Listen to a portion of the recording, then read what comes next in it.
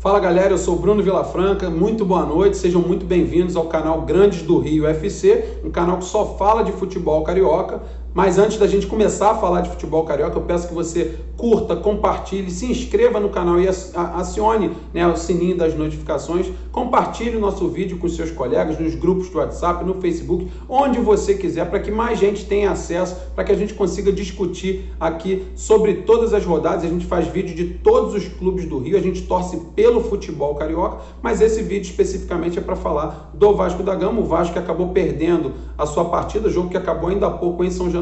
O Vasco foi derrotado pelo Corinthians pelo placar de 2-1. O Corinthians, que vem de uma crise interminável, acabou perdendo de 5 jogando em casa no último final de semana, veio em São Januário e infelizmente para nós aqui do Rio de Janeiro conseguiu uma vitória em cima do Vasco da Gama. O Vasco, que também vem numa fase muito ruim, vem de algumas derrotas consecutivas, mesmo jogando relativamente bem em alguns jogos, sofreu o primeiro revés antes da partida, quando perdeu o seu principal jogador de ataque, o Germancano, ainda no aquecimento. Quando a fase não é boa, meus amigos, a gente sabe como é que as coisas funcionam. O Germancano sentiu no aquecimento e o Vasco precisou fazer uma mudança de última hora, que foi a entrada do Ribamar, que era o atacante de ofício que estava no banco de reservas, no lugar do Germancano. Então o Ribamar entrou no time do Vasco, jogou como titular. Ribamar veste a camisa do Vasco, ele se esforça muito, acabou sendo o autor do gol do Vasco, mas a gente vai falar um pouquinho mais para frente sobre isso. O Vasco, no começo do jogo, começou jogando dentro do campo do Corinthians, O Corinthians muito fechado, a gente já falou, vem numa crise interminável depois de perder de 5, e aquele problema com o goleirão Cássio, que vem sendo alvo de muitas críticas, ele que é um símbolo do Corinthians e também desse time.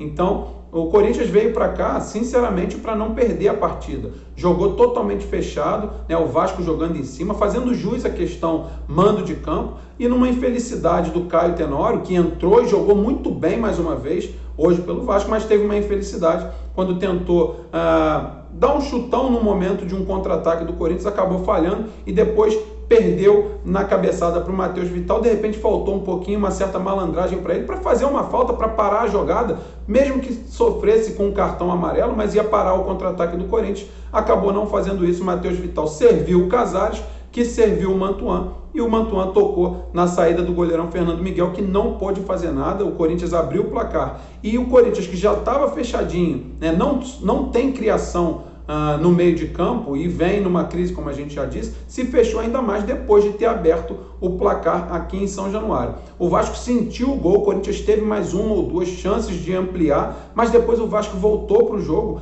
mas faltou muito, mais uma vez, a figura do Benítez. O Vasco, que já não tinha o Germancano, acabou sofrendo também com a ausência do Benítez. O Benítez, que é o grande cérebro do meio-campo do Vasco, é ele o grande responsável por municiar o ataque, o Caio Tenório passando pela direita, o próprio Germancano, o Thales Magno, ou seja, o Benítez, quando não joga, o Vasco sofre muito no setor de criação. Mas hoje, o Carlinhos chamou essa responsabilidade. Para mim, o melhor jogador em campo foi o Carlinhos, jogador do Vasco, e tentou de todas as formas. Ele procurou chamar a responsabilidade na saída de bola, recebendo essa bola como volante, às vezes como meia, tentou fazer triangulação com o próprio Ribamar, com o Thales Magno, mas a equipe do Vasco acabou pecando um pouco nesses momentos. No momento de decidir, o Vasco acabou pecando e por isso não conseguia fazer gols no Corinthians, que estava muito fechado. O primeiro tempo acabou terminando em 1-0 para o Corinthians,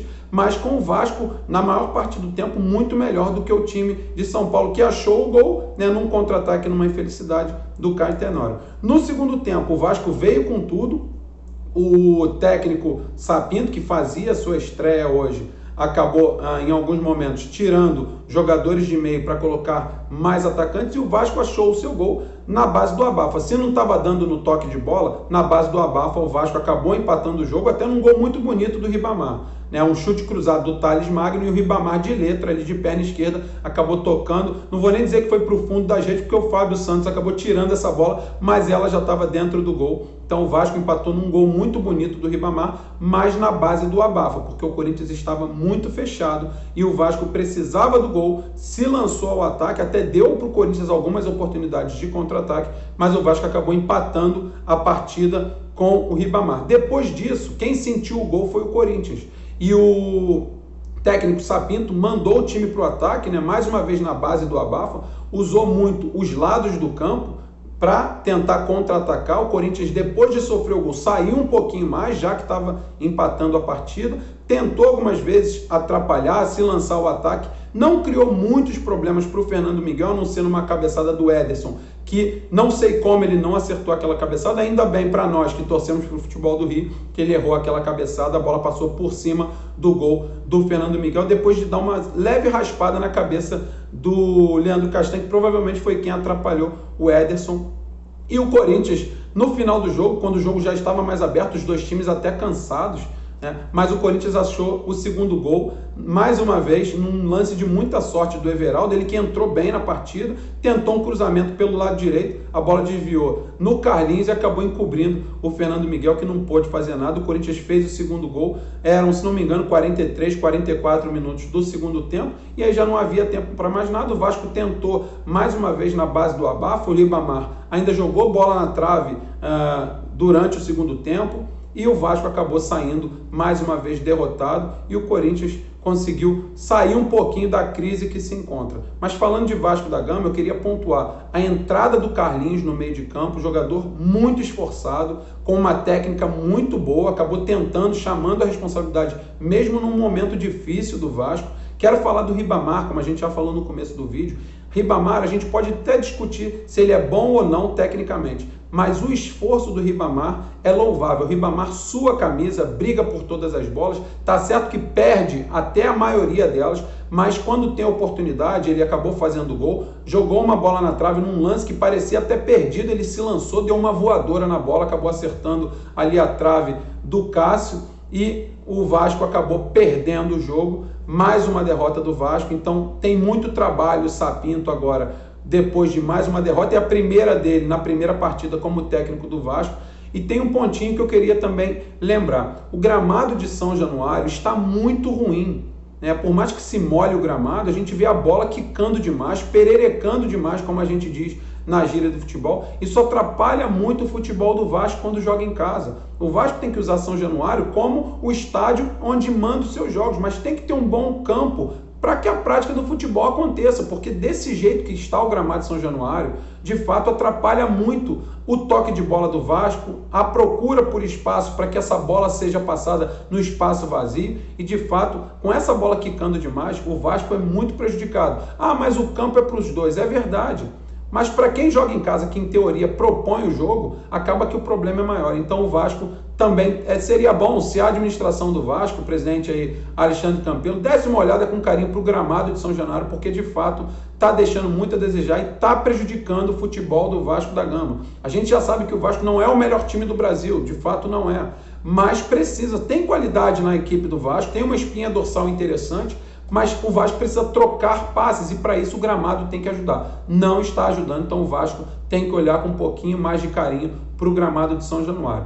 Como eu falei, esse é o canal Grandes do Rio FC, eu vou ficando por aqui. Vou falar mais de todos os clubes do Rio, em todas as rodadas a gente vai fazer vídeos com análise de todos os jogos.